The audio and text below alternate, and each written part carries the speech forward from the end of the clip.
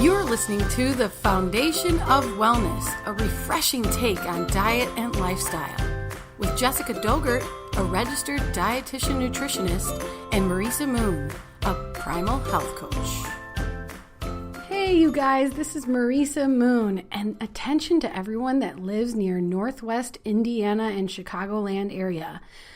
On Saturday, October 20th at 2 p.m., I am teaching a 2-hour in-depth workshop on applying intermittent fasting in your life. We are going to cover everything I teach in my step-by-step introduction, including the 4-step process you need to make intermittent fasting work for you. But this one is especially awesome because you get to use all of my new brainstorming worksheets and walk away with a specific action plan to safely practice intermittent fasting now. No matter who you are, I will teach you how to optimize the benefits of intermittent fasting in a way that is actually safe for you. And this is going to take place at the Shanti Wellness Center in Munster, Indiana. Just head over to my website, marisamoon.com/Shanti-10-20. That's Marisa Moon, Marisa with one S, /Shanti, SHANTI-10-20. Hurry up and snag your spot because there are only 20 spots available. Bye. Hey, you guys, it's me, Jessica. What's up, everybody? This is me, Marisa Moon. I'm a certified primal health coach, and I'm happy to be here today. We are going to dive into a really important topic, but I wanted to remind everyone that last week's episode was kind of a big one, right, Jess? Oh my gosh, it was everything. It was important to touch on, and the topic was, is red meat healthy? We really covered so much there, talking about the way they're farming today, all the things that make those scary headlines true about if we have to worry that meat can cause cancer.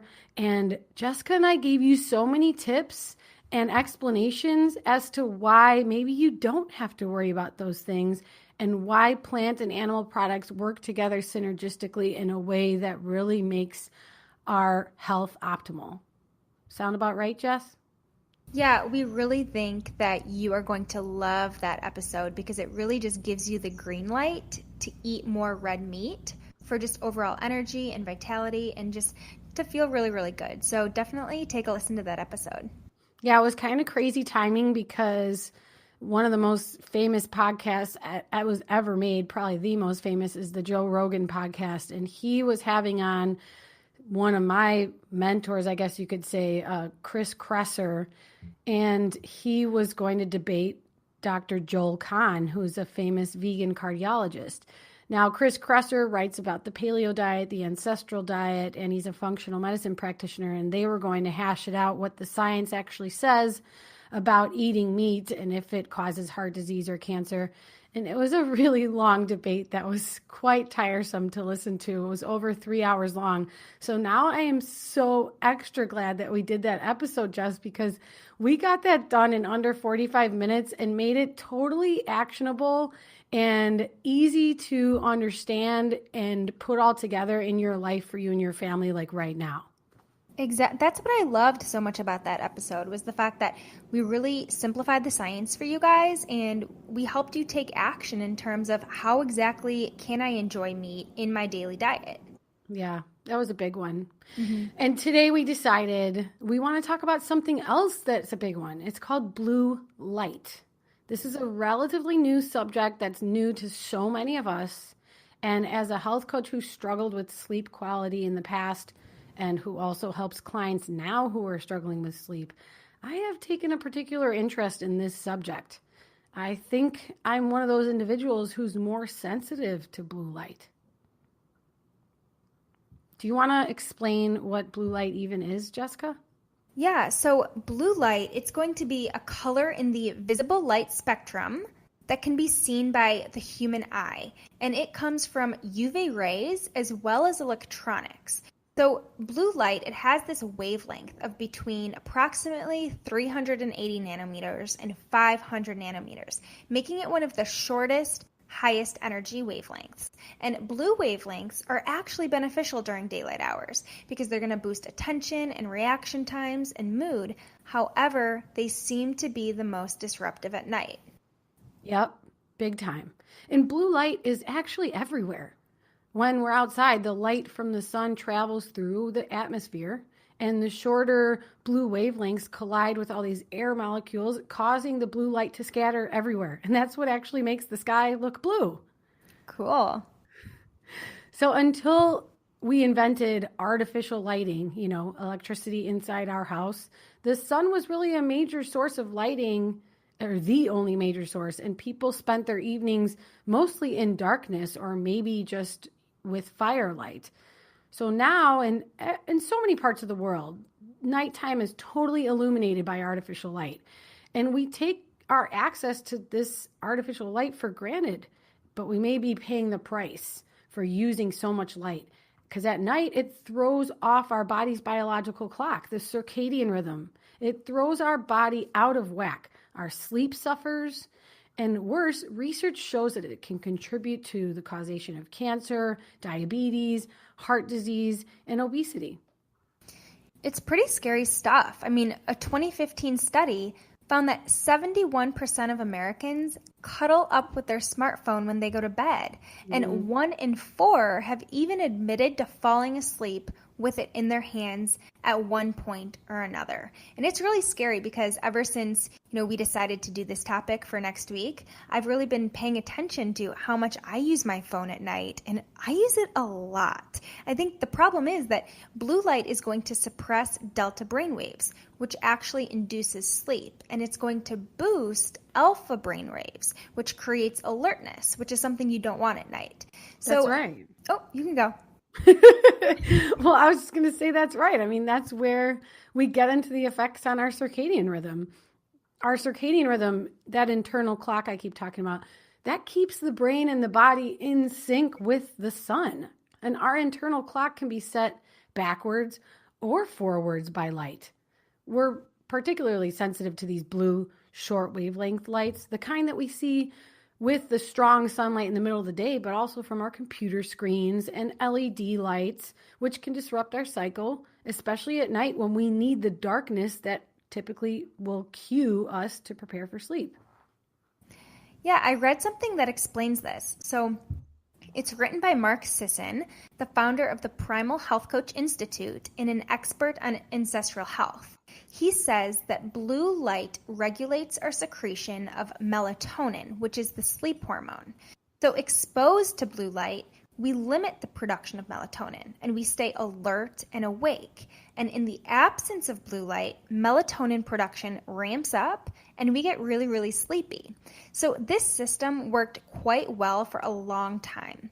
Reddish light from fire, our formerly primary source of nighttime illumination, has really little to no effect on melatonin production. So sleep wasn't disrupted when we relied on fire. But these days, we're subject to a steady barrage of blue light. And during the day, blue light, whether that be natural or unnatural, it really isn't a problem because we're supposed to be awake. But at night, when we're supposed to be getting ready for sleep, we actually tend to sit in front of these blue light appliances and our sleep suffers from it. I can actually feel it myself. It's no joke. And sure, everyone's a little bit different, but melatonin kicking in at night when we're not exposed to a lot of artificial light, that's why we get tired when we're driving in the car at night. It's pitch black outside. There's not much light being, projected at us. And that's why we get so sleepy behind the wheel at night. That's melatonin kicking in and doing its job. And if we're so lucky to spend a night at the bonfire, having conversation on a dimly lit porch, that's why you naturally are ready for bed earlier in those experiences.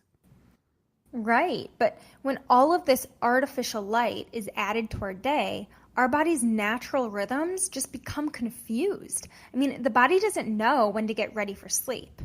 A study published in the Journal of Clinical Endocrinology and Metabolism found that when compared with dim light, exposure to room light during the night is going to suppress melatonin, the sleep hormone, by around 85%, you guys.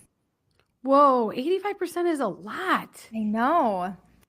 Just to give our listeners a better idea of how this is actually happening, here's what I learned. Light is absorbed by the retina in our eyes, and then the light travels down the optic nerve to our internal timekeeper. It's important to know that the brighter the light usually means the bluer the light, and the more likely that it will suppress melatonin release and mess up our sleep cycle, especially at night. So Johns Hopkins University School of Public Health made a graph that I saw that explains that depending on the light source, like an incandescent bulb or an e-reader, it can keep you up or delay your sleep by 55 to 58 minutes if you're using it right before bed. Now, a smartphone can delay your sleep onset by 67 minutes and a tablet by over an hour and a half. So just to think like how much our big screen TVs and laptop screens are actually going to delay sleep onset and make us feel like we're getting a second wind. I have a client right now that is busy. She owns her own firm and she's always felt like she gets a second wind, she told me, after 10:30, 11 o'clock at night. And I said that's only natural. If you're on your device, you are going to feel wired even though you're short on sleep. And those that are particularly susceptible to blue light issues include anyone that's doing shift work, soldiers, firefighters, police officers, and students. This reminds me, it's so important that we cover the possible impact this could be having on students and children. Yeah, 72% of kids aged 8 and younger had used tablets or smartphones by 2013, and more than a third of them were under the age of 2. Whoa. So think about it. Kids, maturing eyes, they haven't yet developed those protective pigments to help filter out some of the really harmful blue light that comes all the time in front of the screen. And again, blue light exposure is going to suppress the release of melatonin, the hormone that tells us when it is time to sleep. An extended lack of deep sleep can in turn just exacerbate all of these behavioral issues like ADHD. Absolutely. Poor sleep can actually mimic ADHD. Some children display all of the impulsiveness and poor attention, habits of ADHD and are diagnosed with it when the real problem might even be that they're not well rested. But of course, poor sleep can make actual ADHD worse. I think this was the case for me as a kid. I didn't have a set bedtime, and I was always exhausted, literally having to be dragged out of my house to get to school. But I didn't get diagnosed with ADHD until I was an adult, so we had no idea. And for girls, they don't have the typical hyperactivity symptoms that are easy to notice and recognize in kids, which is why they often go without diagnosis. And for most kids today, improving sleep can decrease hyperactivity, impulsivity, and inattention, mood swings, and reducing the need for medication. Getting sleep right should make other treatments like medication and behavior therapy actually more effective. But then we kind of have this double-edged sword, actually, because ADHD and the treatment for it can actually worsen sleep because, of course, we're talking about stimulant medication that some of them need in their system in the early evening hours just to pay enough attention to complete their homework assignments. So my question is, with ADHD, supplementation or, when you're actually medicating, how long is that staying in your system for? I know. It has a pretty long half-life. And that means that even when you're not feeling the effects of it, it is still in your system. And who knows how fast it's accumulating in a child's body. I have no idea. Right. This reminds me of something I read recently about blue light syndrome. So blue light syndrome is what they're calling the combination of various symptoms that are caused by blue light and the disruption of one's circadian rhythm. So it includes many of the same symptoms of ADHD. Some people believe that, this has contributed to the recent dramatic rise in the diagnosis of ADHD in children. And the very kids who are driven to distraction are often the same ones whose eyes are actually glued to their screens or whose lights stay on long into the evening. I believe it. If you think about it, a child that's prone to distraction poor attention skills would be driving his parents crazy, pretty much driving them nuts in the evening times, right? After a long work day and the kid's been forced to pay attention so many times throughout the day, it's likely that the only thing that would make everyone momentarily satisfied would be to give the child a screen, a tablet, a TV show to capture their attention and keep them from acting out or being hyperactive. And then the vicious cycle begins. They're wired. They're not tired, but they're underslept. And they're finding it difficult to concentrate or to sit still in school. And here we go in this same cycle. Yeah, I mean, it actually kind of reminds me, 2 days ago, I was in the elevator. There was like a little girl. She might have been like 3 or 4 years old holding a tablet, but she was holding it literally like 2 inches away from her face. And it was like 9:30 at night. It really goes to show that children truly are attached to these little tablets or electronics. And it's sad that parents allow it to happen, but it does make sense so that they can, let their kid do their thing and they focus on what they have to do at night. But so what I'm understanding that it's not the only thing that we do need to worry about. I think too much nightlight is also going to cause depression. A study done at the Ohio State University Medical Center has found that chronic exposure to dim light at night can also cause signs of depression after just a few weeks. And the link could be due to the production of the hormone melatonin, which is disrupted when you're exposed to light at night. So anything that negatively affects melatonin production is likely to have a detrimental effect on your mood. So melatonin's immediate precursor is the neurotransmitter serotonin, which is a major player in uplifting your mood. And in a study published by researchers at the Oregon Health and Science University, it was found that melatonin supplementation relieved winter depression.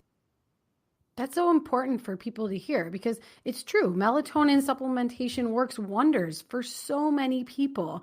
I really needed it when I was totally screwed up with my circadian rhythm. I was working late nights, several nights a week, and then trying to get normal people hours the other nights of the week.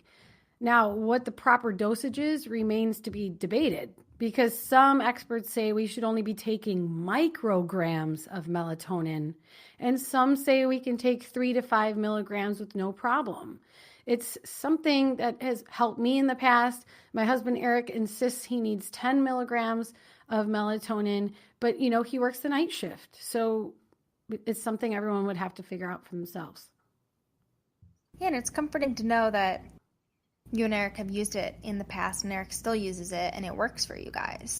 Totally. So next up, light at night. It actually might also make you fat. So exposure to light during the night, it could have a serious impact on your body's internal clock, and even leading to metabolic changes and just weight gain. In fact, mice that were exposed to dim light during the night gained 50% more weight over an 8-week period than mice kept in complete darkness at night. So they also had increased levels of glucose intolerance, which is just a marker for prediabetes. And it's important to note that the weight gain occurred even though the mice were fed the exact same amount of food and had similar activity levels. And researchers are believing that the findings may hold true for humans as well. Yeah, I've learned that as well. Our blood sugar and insulin regulation is totally thrown off by lack of sleep and a disrupted circadian rhythm. It also has big effects on our microbiome, all those little creatures and bacteria living in our gut.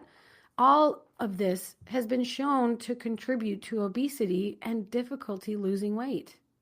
Yeah.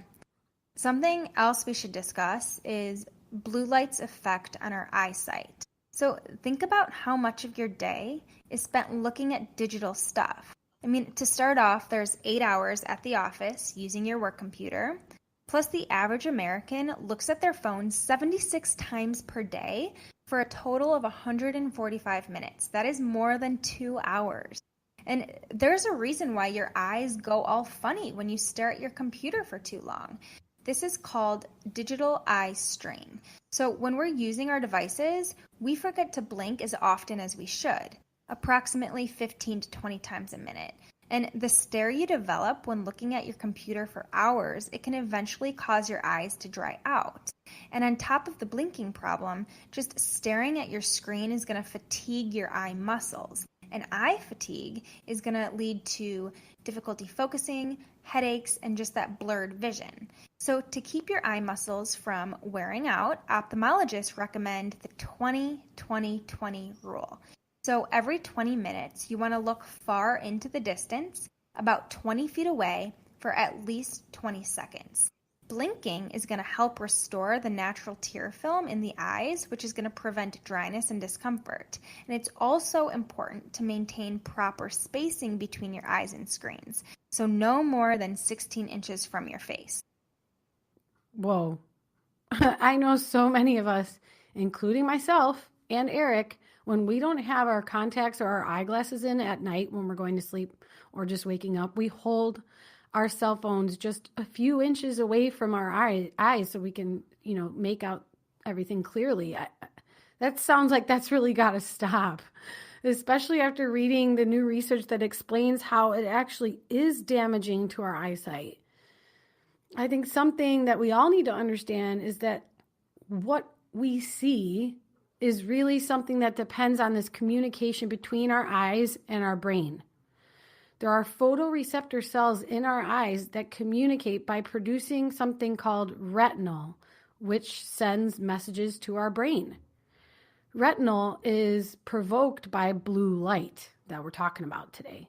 And according to new research published just this August in 2018 in the journal called Scientific Reports, the chain reactions that are produced from this blue light trigger, it leads to toxic free radicals, which permanently damage these photoreceptor cells in our eyes. When I say permanently damage, I mean that they're actually damaging these cells to death. And once they're gone, they are gone. We do not regenerate these photoreceptor cells.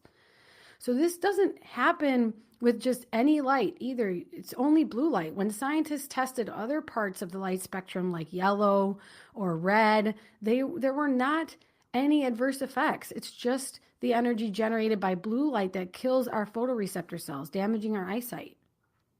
And it's really important to note, however, that this was experimented on a model of the eye using cultured retinal cells, so not the human eye itself. It's not absolutely sure that, this is going to be a turnout in the human body. But on another note, blue light has also been found to contribute to retinal stress, which could lead to an early onset of macular degeneration, also known as chronic eye disease. And I'm sure those two findings are related. Yeah, those are important points to mention. Thanks, Jess.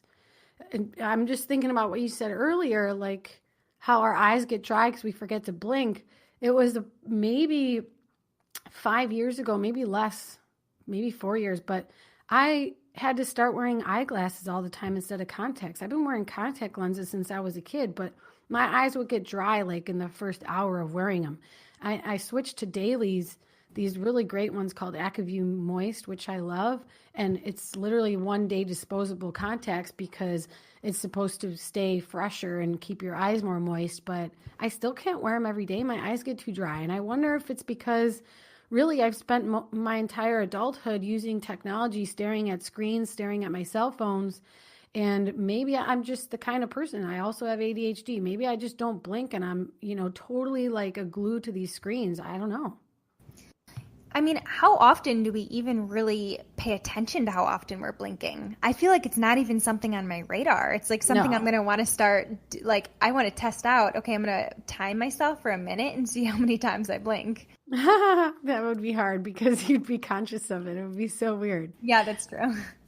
Well, I use a lot of those computer timers that tell you every 20 to 45 minutes to take a break, but I remember I've tried like 4 different ones. After a while, I just start ignoring them because if you're really into something that you're working on, you don't want to stop. You got that mental mojo going and you don't want to interrupt that flow of ideas or the concentration that you finally struck. And I end up just ignoring it. So it's like I need a new app every now and then, or I need an episode like this that like gets it back into my priority list. And I'm like, okay, no joke. I need to protect my eyes. It's so true. I mean, I've also heard of time blocking. So, you have this block for 20 minutes and you just focus on one project for that amount of time. And then you're just done and like you get up from the computer. But again, like Exactly. you said, I mean, it's really difficult to do that sometimes if you're just so focused and you're like, okay, you know what? I got this. I could bust out these emails, or I could really finish working on this project because I'm feeling really good right now. So yeah, it's tough. Yeah, exactly. Those are the kind of apps I'm talking about. Well, before we move on from blue light's effects on eyesight, we should definitely shine the spotlight on children once again before we're done, because before the age of 10, kids' eyes are not fully developed.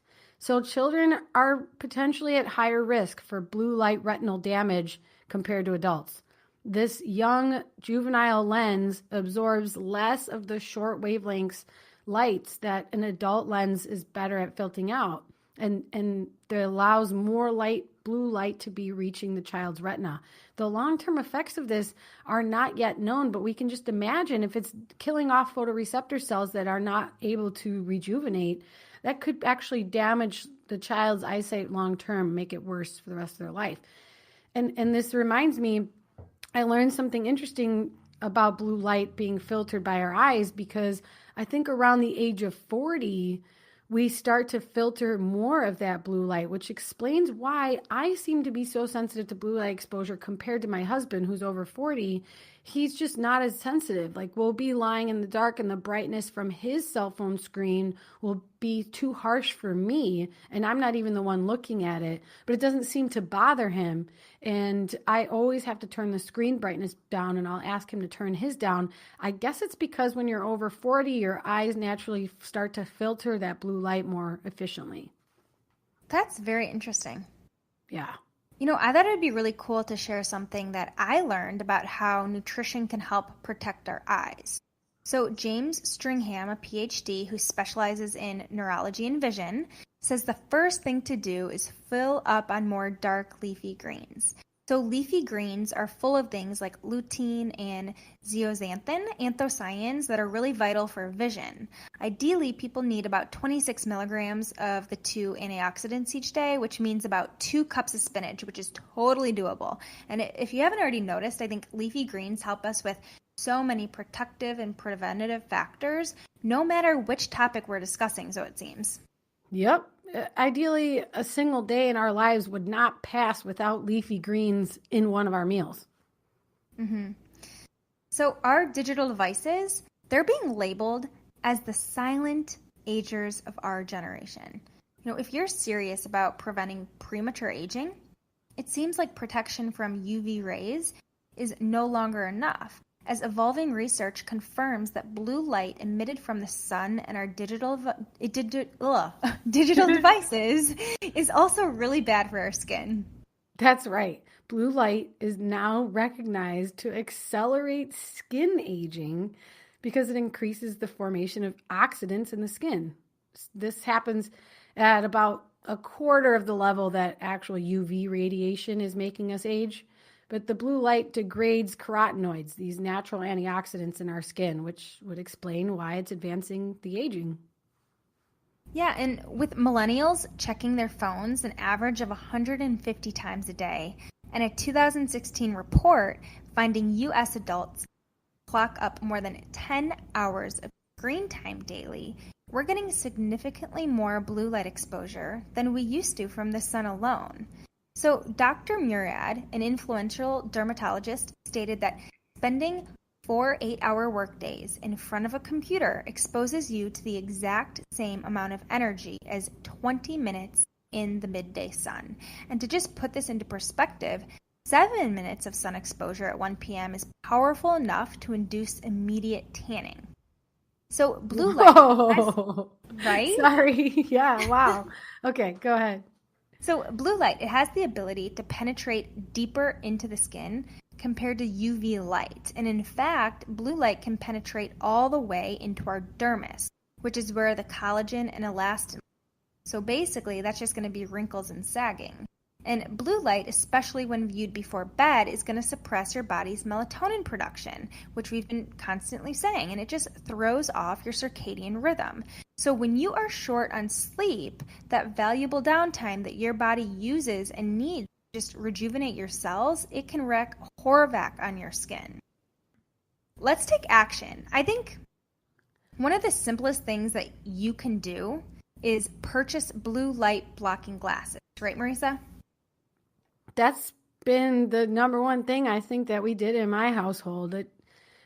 We wear them all the time. They're these ridiculous orange glasses that I wear in my house. And I say ridiculous because we got the kind that look like a construction worker because they're like a shield that can go over your actual reading glasses and eyeglasses, which is great. If you're like us and you're wearing regular glasses, then you're not going to be able to wear the kinds that replace them unless you got prescription, which honestly, there is this cool company. If you care about how they look, there's this company called Felix Gray, Gray. That's how you spell gray. And Felix, Felix, that's making super stylish, clear lensed blue light filtering glasses. They claim they've got all this new technology that you don't actually have to have them be orange. So that's something to keep in mind, but I wouldn't ignore it. It's less likely that you're going to be able to cut out all of that screen time at night because it's addicting than it is that you can just start filtering it out using the orange glasses or the blue light filtering glasses, you know? Exactly. I'm going to check out that company, Felix Gray, because who doesn't want to be stylish when they're wearing these glasses? Right. It's cool because a study from the University of Toronto found that those who wore glasses that blocked blue light wavelengths actually produced more melatonin than those who didn't during night shifts. There are so many tech companies, you guys, that making attempts to reduce the risks of blue light already. Like, for instance, the iPhone, Apple has come out with the night shift function. Mine's set to a schedule and it goes on at the same time every night around 9 p.m. and it turns off at like 6 a.m. So my screen is going to tint to an orangish color and I could turn it on and off at any time. It's just, so convenient that it's on a schedule. And Samsung has the blue light filter designed to reduce the blue light displayed on the screen as well. And there's apps for that too. And for anyone that's like really into the details, wants to make sure they're getting their money's worth, all of you biohackers out there, I guess a transmission curve report, TCR, transmission curve report, is the best way to truly know how blue light filtering or blue light blocking products are actually performing. Because a lot of companies are going to lead with this NM number. NM, I don't even know what it stands for, but I guess that number is useless if you don't have context to go with it, even though a lot of brands are claiming that's a good marker so that you know that their product actually works. I just say if you want a stylish one that doesn't look orange, then you really do need to worry about these things. How else do you know if they work? But some people insist that even after wearing those Felix Gray glasses at work during the day, because you can get them with prescription or without prescription, and they look like normal glasses. And people say they stop getting tension headaches and, they feel a lot better and can concentrate for longer periods of time after wearing them. I heard about them in an email from the greatest publishers. And somebody said they were skeptical and she tried them while she was at work and instantly felt better within the first few days. And that's pretty significant, and if you can use them at night and notice a difference, then there you go. But if these things are non-returnable, they're over $100 a piece. That's where that transmission curve report might actually come in handy. Very cool. This actually reminds me, since you've been talking, there's this one app called Moment. And if any of you listening are like, okay, well, I kind of want to know how long I even spend on my phone, this app is actually going to tell you, oh, I spent 2 hours and whatever on Instagram or things like that. So I think it's really cool to also be aware of, first and foremost, I want to buy these blue light blocking glasses. I want to do all this stuff, but how long am I actually on my phone for? I think it's going to be a pretty astonishing number and you're going to be in awe about it. But other things to take action, you can also turn down the brightness on your devices. You can also use another app called F.Lux, F.Lux. You can keep your devices out of your bedroom altogether, which is a nice idea, and instead you could read or meditate to just unwind before bed. You can commit to no electronics an hour or two before bed, and you can also do something like invest in blackout shades, which is what I have in my apartment. They're really, really nice. Yeah, and I guess the brightness of the screen is really going to affect your eyes differently depending how dark the room is. So if you have the light's nicely dim and you're looking at your smartphone, it's not going to be as shocking to your eyes as if your room is in the blackout sleep mode and you just can't help it. You got to check your phone one more time. That's when it's really like a shock to the system. And, when I'm in the bedroom, say I want to use my Kindle, my e-reader, I'm definitely wearing my orange glasses and I have that on the lowest brightness that I can set it at. And, Eric's using this reading light that is so bright and super LED that he's not going to sleep usually when he's reading it, but I am. And so I couldn't really use that kind of reading light. So now I have one of those Himalayan salt lamps that has an orange glow to it. I put that on my bedside stand, and I use that to read because it's glowing the paper orange in my books that I'm reading. And then if I add the orange glasses on top of it, it's actually really relaxing, and that way I can fall asleep naturally. Oh, I like that. Yeah. And on my TV, I'm normal just like everybody else. I want to watch a little TV show before I go to bed when I'm feeling lazy. And so now I'm always adjusting the TV settings. I go to menu, go to picture, and I'm turning the backlight all the way down, the brightness all the way down, and you can still see the picture. And sometimes I'm turning the tone over to the red side. Like it starts at 50-50 red and green, and I'm going 75-25 or 70-30 red and green. And it helps so much because then I don't have to get up if I'm feeling lazy and go get my orange glasses. I can just change the settings on the screen. So I highly recommend that. It's so smart because when I do think of electronics, I actually don't even think about the TV. I just think about our cell phones and our laptops and things like that. But that's such an awesome change too, because think about how many hours we spend watching TV at night. Yeah, right before we go to bed, we're like almost falling asleep in front of the TV, but only after we stayed up an extra hour and a half longer on accident because we just can't resist watching the next episode on our DVR. And it's like, you definitely are being wired just like you are on your laptop, especially the better quality your TV is, the brighter that screen is going to be, and it absolutely is LED. Cool.